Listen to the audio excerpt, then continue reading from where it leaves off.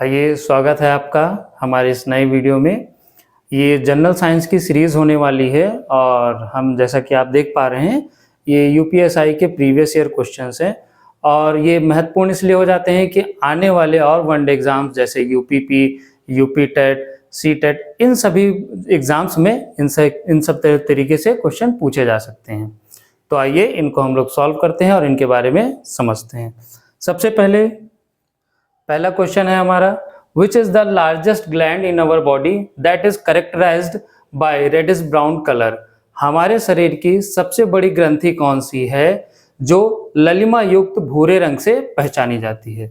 तो इसका आंसर होगा यकृत, लीवर। लीवर जो हो जाएगी वो हमारे शरीर की सबसे बड़ी ग्रंथि हो जाती है, सबसे बिगेस्ट ग्लैंड हो जाती है। Next, the following vitamins is also called phylloquinone. निम्नलिखित में से किस विटामिन को फाइलोक्विनिन भी कहा जाता है? चार ऑप्शन दिए हैं, विटामिन B1, K1, D3 और C। तो विटामिन K1 को हम लोग फाइलोक्विनिन भी कहते हैं। अब विटामिन K1 का एक काम क्या हो जाता है? तो ये खून का थक्का यानी ब्लड क्लॉट बनाने में मदद करता है। Next, bile juice is stored in a sac known as. पित्त रस किस थैली में जमा होता है? तो बाइल जूस स्टोर होता है आपके गॉल ब्लैडर में यानी पित्ताशय में। Next, which of the following organism cause the disease hepatitis. यानी निम्नलिखित में से कौन से जीव के कारण हेपेटाइटिस रोग होता है? ऑप्शन है बैक्टीरिया यानी जीवाणु, प्रोटोजोआ यानी प्रजीवगण, वायरस यानी विषाणु और फंगस यानी कवक।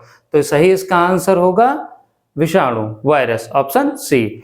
अब हेपेटाइटिस के कुछ और टाइप्स हो जाते हैं जैसे hepatitis A, B, C, D, E. आइए नेक्स्ट क्वेश्चन पे चलते हैं हम लोग।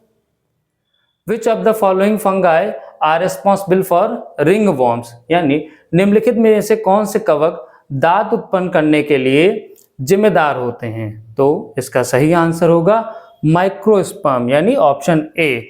अब इसका एक और नाम होता है जिसको हम लोग बोलते हैं ट्राइकोफाइटन। ठीक है, आइए आगे चलते हैं नेक्स्ट क्वेश्चन में। विच of the following gases is majorly used by plants for photosynthesis. यानी पौधों द्वारा प्रकाश संश्लेषण के लिए निम्नलिखित में से कौन सी गैस का उपयोग प्रमुखता से किया जाता है? ऑप्शन है ऑक्सीजन, कार्बन डाइऑक्साइड, नाइट्रोजन और आर्गन। तो इसका सही उत्तर होगा, सही आंसर होगा कार्बन डाइऑक्साइड।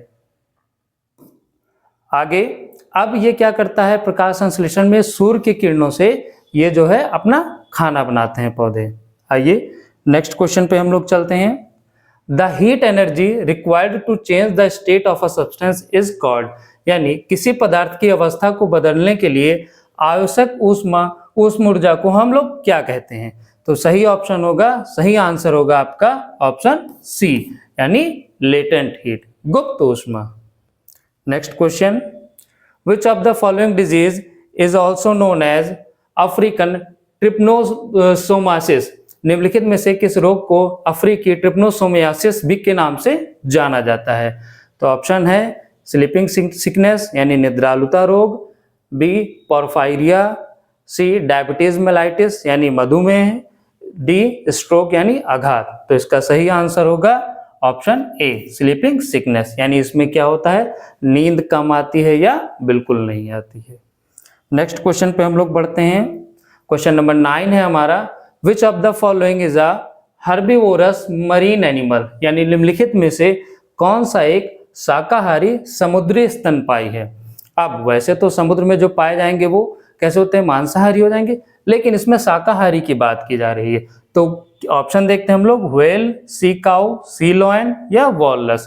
तो इसका सही आंसर होगा आंसर बी, ऑप्शन बी, दरियाई घोड़ा यानी option B, sea cow. Next question number 10 है आपका, which organ of the alimentary canal absorbs water and some salts from the undigested food। यानी आहार नली का कौन सा अंग अपचित भोजन से पानी और कुछ लवणों को अवशोषित करता है? तो इसका आंसर क्या होगा, किडनी, पैनक्रियाज, लीवर या large intestine.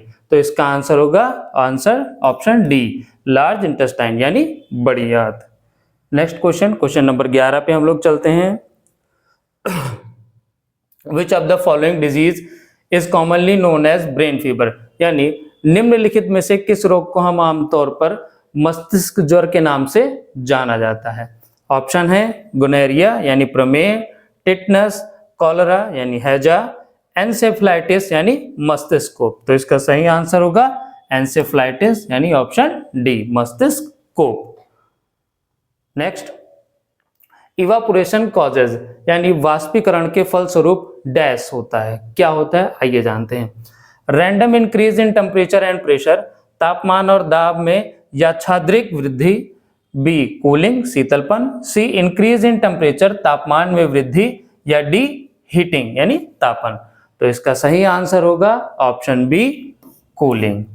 Next, what is the process in which a thick oxide layer of aluminium is developed over the aluminium articles that is dyed to give an attractive finish। वह प्रक्रिया कौन सी है जिसमें aluminium की एक मोटी oxide परत को विकसित किया जाता है जिसे एक आकर्षक परिसज्जन के लिए रंगा जाता है। ऑप्शन देख लेते हैं। ऑप्शन ए ब्लूइंग यानी नीलन, बी यानी इमर्सन निक्षेपण, सी गैल्वेनाइजेशन यानी गैल्वेनीकरण, डी एनोडाइजिंग यानी एनोडीकरण। तो आपका सही आंसर हो जाएगा ऑप्शन डी एनोडीकरण। नेक्स्ट क्वेश्चन, क्वेश्चन नंबर 14 पे आते हैं हम लोग। 14 क्वेश्चन नंबर हमारा क्या कह रहा है, विच of the following diseases spread with through the saliva of infected animals. निम्नलिखित में से कौन सा रोग संक्रमित पशुओं की लार से प्रसारित होता है, यानी लार से वो क्या हो जाएगा रोग एक दूसरे में फैल जाता है। ऑप्शन है रेबीज, बी ऑप्शन है वेस्ट नाइल वायरस यानी वेस्ट नील वायरस, सी मलेरिया, डी लाइम डिजीज। तो इसका सही ऑप्शन होगा ए रेबीज। अब रेबीज में क्या हो जाता है, हाइड्रोफोबिया आ जाता है यानी पानी से डर लगने लगता है।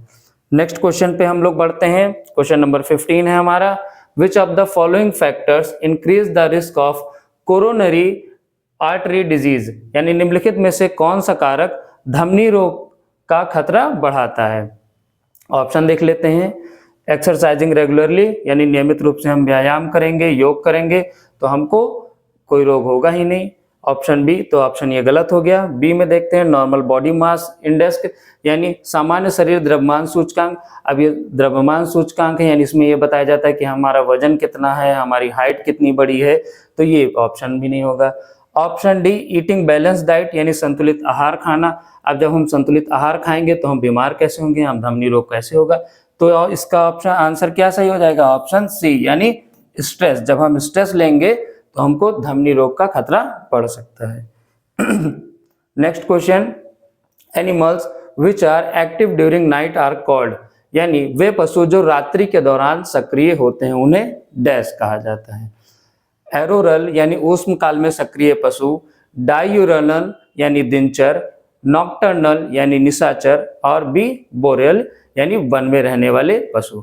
तो इसका सही आंसर होगा ऑप्शन सी नॉक्टर्नल यानी निशाचर। अब इसके उदाहरण क्या हो जाएंगे, उल्लू हो गया आपका, बैट हो गया आपका, ये सारे इसके एग्जाम्पल हो जाएंगे।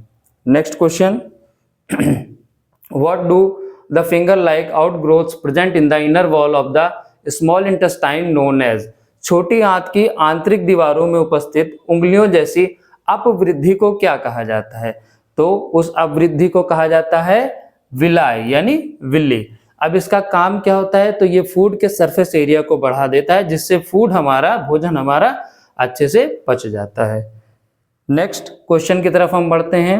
विच mineral is essential for healthy red blood cell RBC and a deficiency might cause anaemia, यानी स्वस्थ लाल रक्त कोशिकाओं के लिए कौन सा खनिज आवश्यक है जिसकी कमी के कारण अनीमिया यानी अरक्तता हो सकता है। तो इसका सही आंसर होगा ऑप्शन सी आयरन। आयरन की कमी से अनीमिया हो सकता है।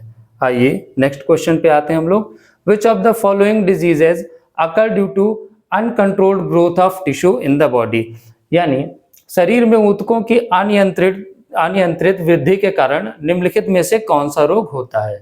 तो जब शरीर में ऊतक का अनियंत्रित वृद्धि हो जाएगा तो कैंसर रोग होता है। तो इसका ऑप्शन क्या सही हो जाएगा, ऑप्शन सी।